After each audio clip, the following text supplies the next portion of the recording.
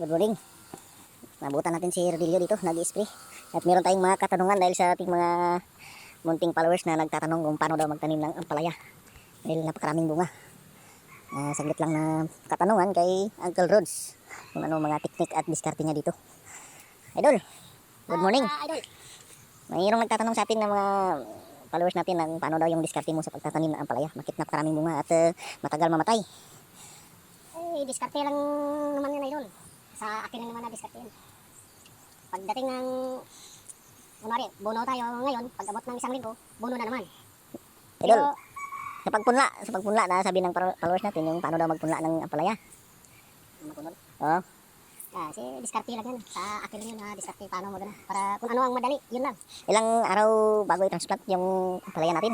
2 linggo. 2 linggo na pagpunla, tapos transplant, Tapos, ano muna, lipat muna dito. lipat tanim. Tanim muna. Tapos, pag 5 araw, abono na. Bunuhan mo na. Tapos, pagdating ng 1 linggo, Abono ulit. naman. Ano yung style na pag-abono mo, idol? Drenching or granular? Drenching? Yung tubig? Tubig, tinutunaw ko sa balde. Drenching, malinaw mga idol, yung drenching yung ginamit na diskarte ni Uncle. At ilang abono yung ginagamit mo? At ano yung timplada? 10 kilo na abono, iba-iba na yun. Na-mix mo na. I-mix mo na, 2 kilo na triple 14, 2 kilo na urea, saka 4 na yara. Yara ni Tapos, Trabor. Nitrabor, at saka yaramila. Ay, Pag inahalo mo, para wala nang napil, lahat na ng vitamina, andyan na. napakagaling talaga ni Uncle Rods. Tapos buno, yun lang. Paano yung pagtimpla mo ng abono mga idol? Sa isang balde, isang lata. Isang lata at kalati. sa 16 liters na tubig, isang latat kalate na abono. Mix na yan mga idol. Mix na yun. Para Lata ng Lucky 7. lahat na ng vitamina nandun, mga nutrients Para ng... sa bunga, dahon. At maliban sa na-apply ni Uncle Rods na organic fertilizer, ano organic na na-apply mo dito mga idol? Na-apply ka ng chicken manure at tayo ng kalabaw. Ay, siyempre, mayroon din yan. Nag-iipon ako, tapos bago ko magtanim, nilagyan ko muna para may pang ano na. May paunang pataba, Ang unang pataba, parang basal. basal, ganun. Para pag lipat tanim, arang kahada agad yung bagong lipat. Wala namang nagtuturo sa akin, sarili ko ng diskarte yan. Ilang taon ka nang nagtatanim ng ampalaya? Sa 10 taon na siguro. Nandun pa ako sa kabilang bayan, nagtatanim na ito. Sa hindi nakakalam mga idol, si Uncle Rods ay nanggaling pa sa bayan ng Balderrama. Bugnay, Balderrama. Shout out sa mga Taga-Balderrama dyan. taga Balderrama dyan. At mga pinsan.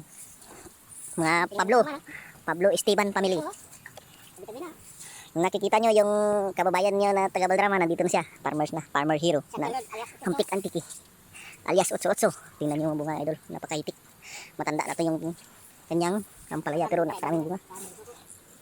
Mga ilang buwan na tong ampalaya mo idol? Ano na to? 3 buwan na.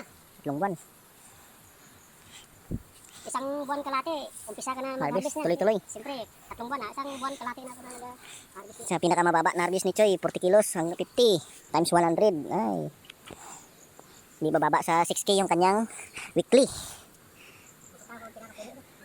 Parang daig niya pa ito sa opisina. May ilang punuan to mga idol? 15 lang naman to ka sachet. 15 packs for sachet. Malagay natin mga 170 piraso. Nasa 170 na hills. So, tingnan nyo, parang nasa 300 na punuan kapag namunga.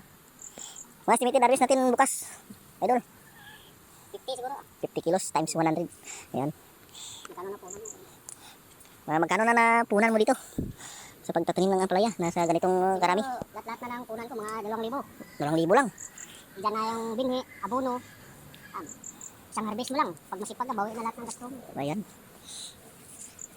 Madiskarte talaga si Choy.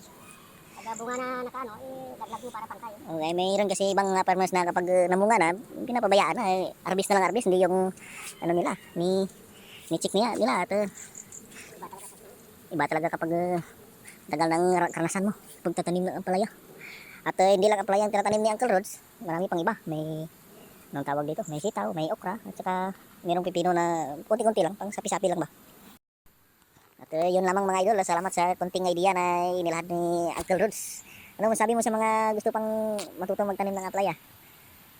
Kayo, diskarte naman kayo sa buhay nyo para magtanim mo rin kayo ng gulay, ampalaya, para kaysa magibang kayo na walang kwinta, magtanim mo lang kayo ng gulay para may kahit kita. paano, may kita Ayun, para sa pamilya. napakaraming salamat idol sa gabay at diskarte na yung binigay sa ating mga manonood. Maraming salamat at yun lamang po.